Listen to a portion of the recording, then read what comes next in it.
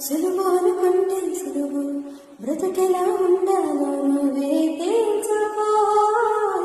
అనుకున్నవన్నీ ఎలవు ఎప్పుడు ఏదో కరువు అందుకే కమ్మని కలలు సరి చూ